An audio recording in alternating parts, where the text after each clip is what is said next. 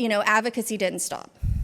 I am really proud to announce that I know for years Marshall has been a driving force behind us trying to change some policies around the Department of Transportation because HUBZone companies are excluded.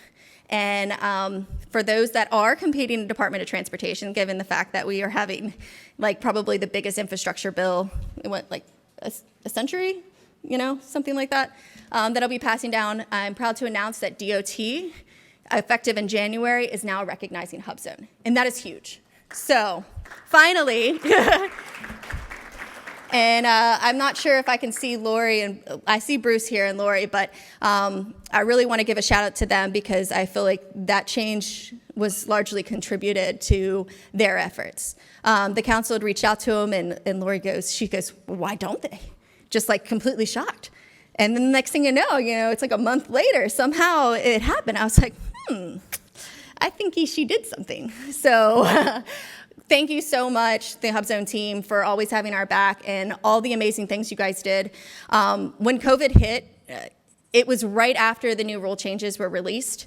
And literally, that was the biggest overhaul in the HUBZone program's history. You guys have no idea how big, and the amount of work. And this was a new HUBZone staff. And the fact is, as soon as they drop it, then COVID hits. And how quickly they, pivoted. I know a lot of people were very frustrated about I might not be able to have compliance. Well, that's the last thing they wanted anybody to worry about. And I can tell you, I was on phone calls with them constantly, and they were like, we have it covered. And they were, sending out FAQs. So if you're ever questioning if this HUBZone team has your back, please know that they have your best interests at heart. Even when they make policies that you're not super fond of, it's because they're trying to mitigate fraud, waste, and abuse. It is not because they're trying to drive you crazy. So with that, I would like to invite Lizzie Sullivan to the stage. She is the president of Madison Services Group, Inc., and also the head of our advocacy team. So I mentioned we've been super, super busy lately, so she's gonna kind of give you a rundown of all the things that we're doing and also cover some of our upcoming legislative priorities, because that's going to be shaping our conference. So the topic discussions are based around our legislative priorities so we can come up with ideas for improvement. So thank you.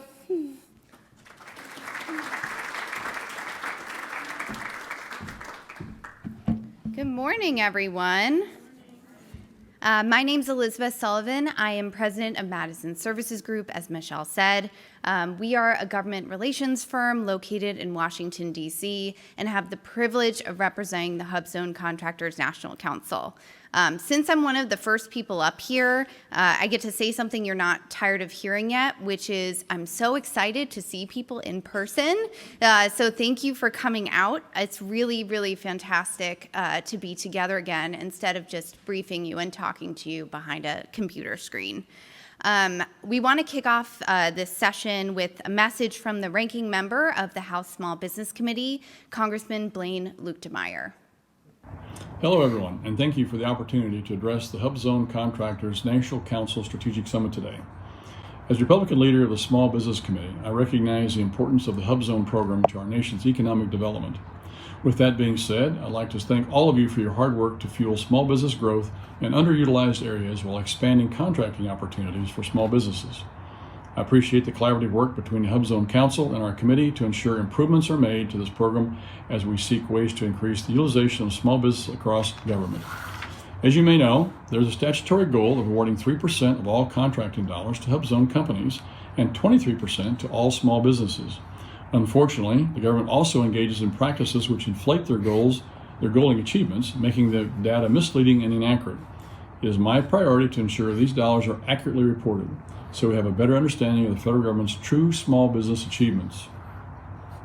Additionally, it has always been a priority of mine to combat fraud, waste, and abuse within the SBA's contracting programs. With the help of the HUBZone Council, we can close loopholes and build additional protection measures that ensure only truly qualified small businesses gain access to small business contracts. I continue to work with my counterparts on other congressional committees to ensure that programs impacting small businesses, such as the Department of Defense's Cybersecurity Maturity Model Certification and the Office of Federal Procurement's Policy Category Management Initiative, actively work toward improving outcomes for all small contractors, including HUBZone small businesses. I know the HUBZone Council will continue to lead efforts to assist small businesses across the country, including underutilized rural and urban communities, in combating challenges. It is essential that small businesses continue to create jobs, train employees, innovate, and serve their communities. With that, I want to thank you for your hard work and commitment to small business prosperity. Take care.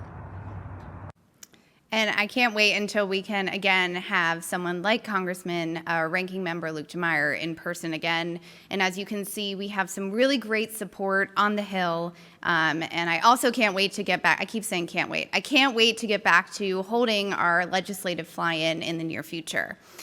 Since we're going to end the council's month-long programming with a thorough legislative update, our team wanted to take the time today to kind of give you a snapshot into what the HUBZone Council has been able to accomplish in the past year and a half, what's happening in Washington, and the political and policy landscape moving forward to the end of the year. I think I've heard the word unprecedented used about 1,000 times since the pandemic started. However, to use it once more, to say it has been an unprecedented time to advocate in Washington, D.C. and influence federal policy is an understatement. As Michelle alluded to, Congress has passed bills in the past year and a half that are unmatched in history. In 2020, 4 pandemic relief bills were signed into law, equaling trillions of dollars, thousands of pages, as well as an additional one that just passed in the beginning of 2021. As the legislation was being crafted, drafted, and finalized, the council advocated every step of the way for actions that could help the businesses in this room.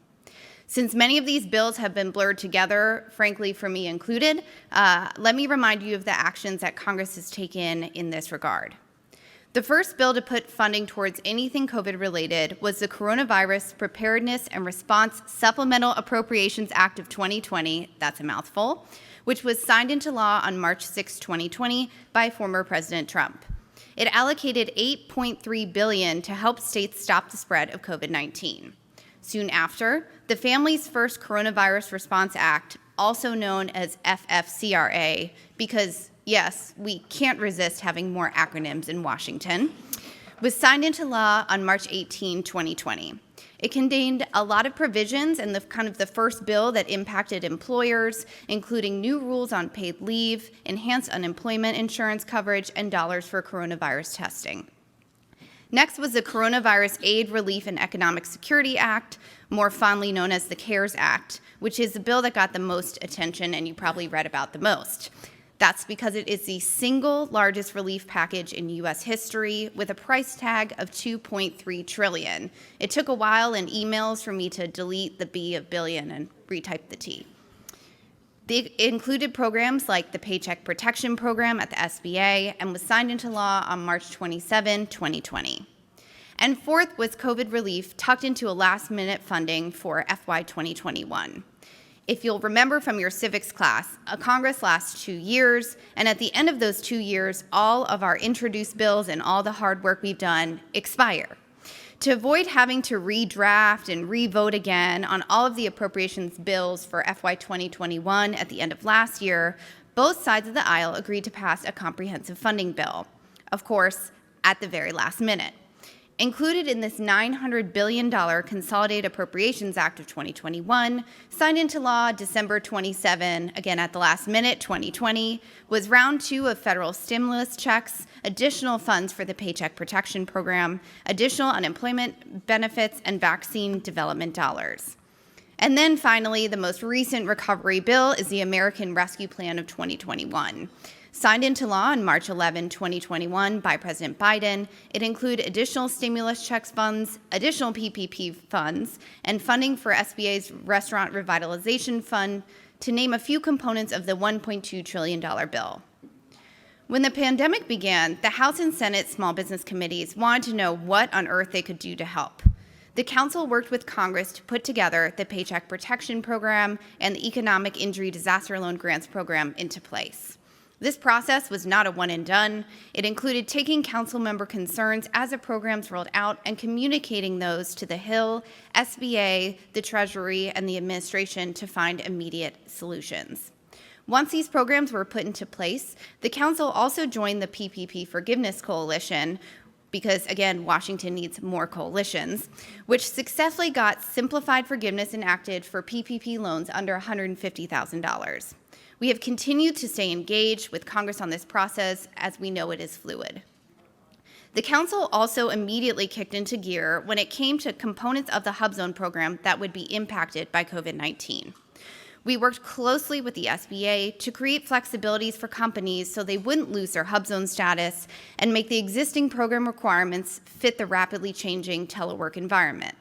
These changes included, and I'm just going to mention a few, suspension of the mandatory annual recertification requirement, flexibility related to the legacy HUBZone employee rule for employees placed in an unpaid status, flexibility with the 35% HUBZone residency requirement for employees affected by student housing closures, expedited certification for firms intending to bid on COVID-19 related solicitations, and flexibility related to the principal office requirement for teleworking employees. We want to give a special shout out, as Michelle did, to the HUBZone office at the Small Business Administration, especially Lori and Bruce, who have worked tirelessly over the past year and a half to help small businesses, especially HUBZone businesses, during this very uncertain time. The Council continues to work with SBA to think through these flexibilities and if any more permanent changes should be made to the program as a result, which I would love to discuss with you at our table out in the atrium. Continuing to think back to last year, contractors definitely face some unique issues posed by the pandemic. Responding quickly to these needs, the Council spearheaded a letter to the Senate on additional policy asks for small business relief at the beginning of the pandemic. I believe it was March. One of the issues contractors continually raised with us was that employees were temporarily unable to work due to government facility closures because of COVID-19.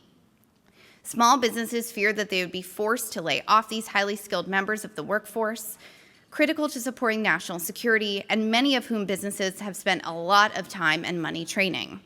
The Council helped secure Section 3610 in the CARES Act as a response to this problem, as well as worked with Congress and other federal agencies on changes to get a more clarified and defined provision.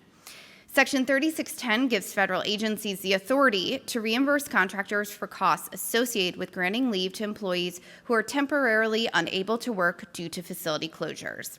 Therefore, this helps both the workforce remain employed while simultaneously preserving critical pieces of our industrial base. We also submitted comments to the Department of Defense on their 3610 draft guidance, and the Council's feedback was incorporated into their final documents.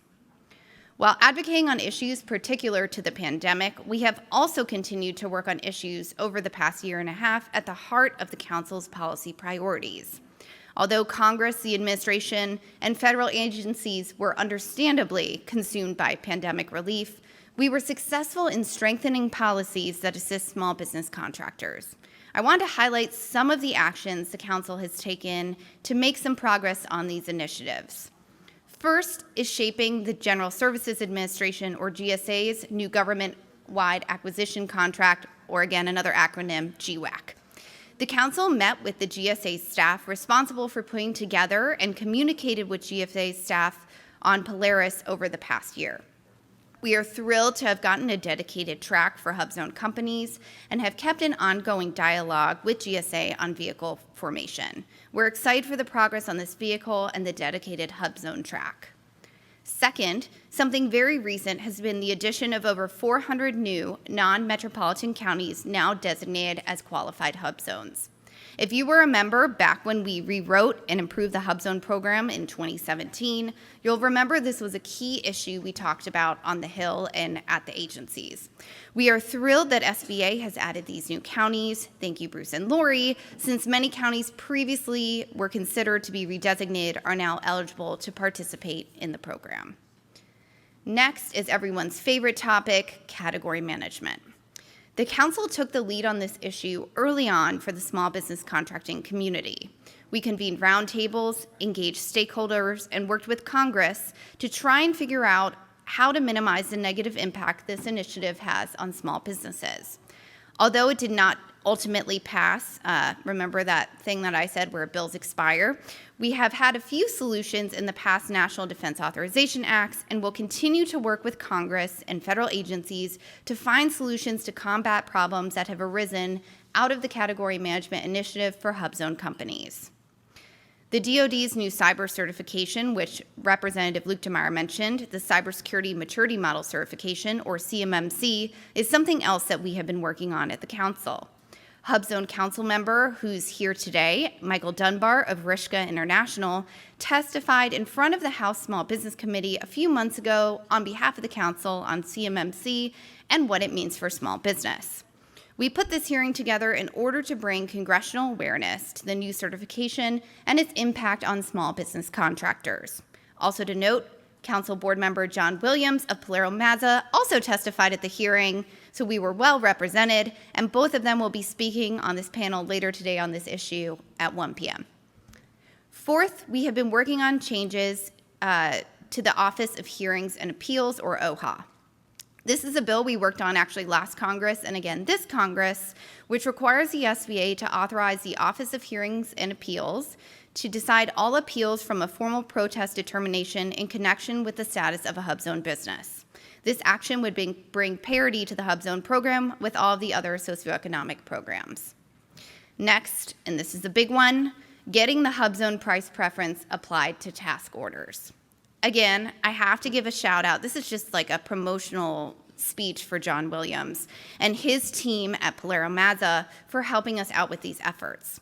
Currently, the HUBZone price preference is not used as widely because of the interpretation that it does not apply to task orders.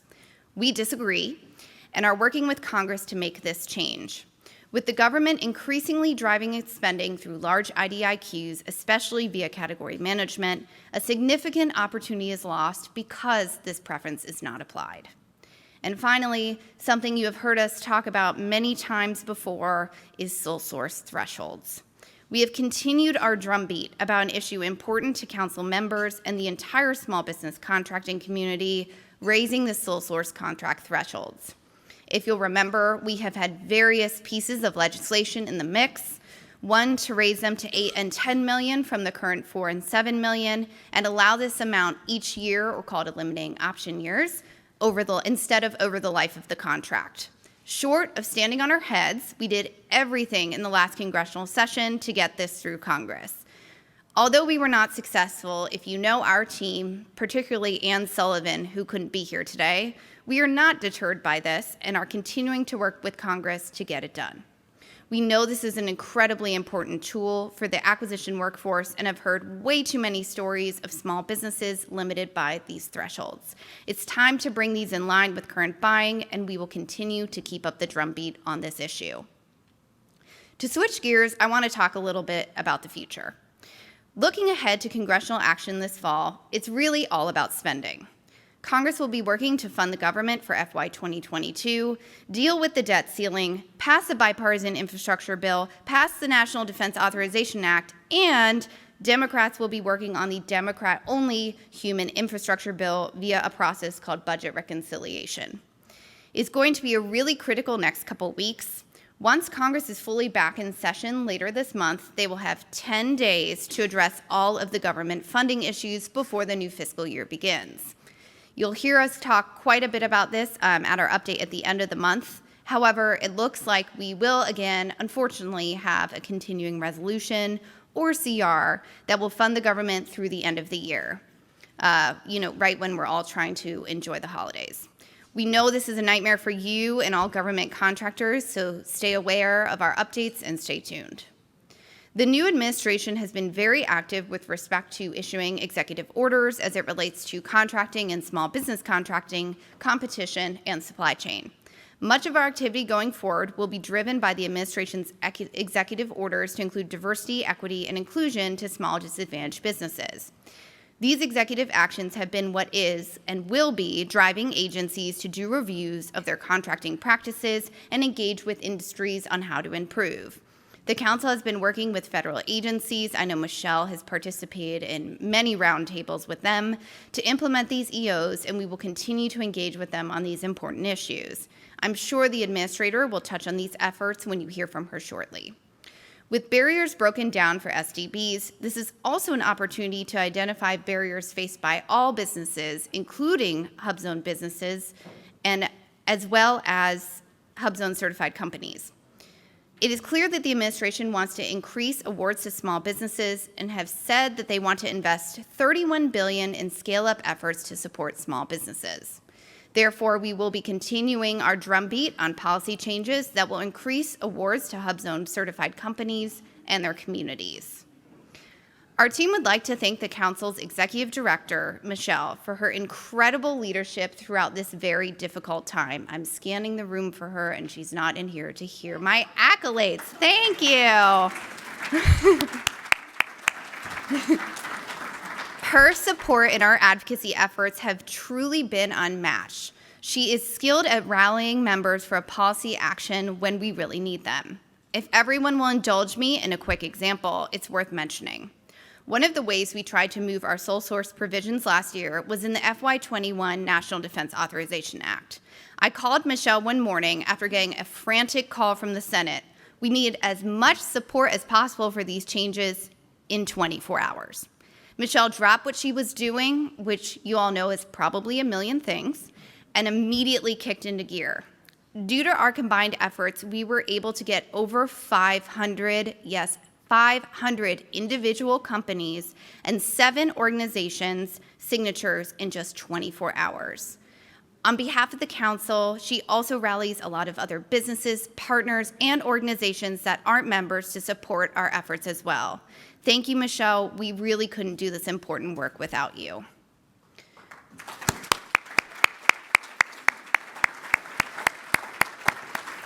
We also want to thank every member of the council that's here today who has been engaging with our advocacy efforts in the past year and a half. You have talked to us, kept us alert of your problems. You've been facing signed letters that we send you and say we need a 2-hour turnaround to take action, all while trying to run your business during this difficult time. So from our entire advocacy team, thank you. We also couldn't do this work without you. We really look forward to continuing to represent the HUBZone Council and work with you to make meaningful change for your companies and your communities.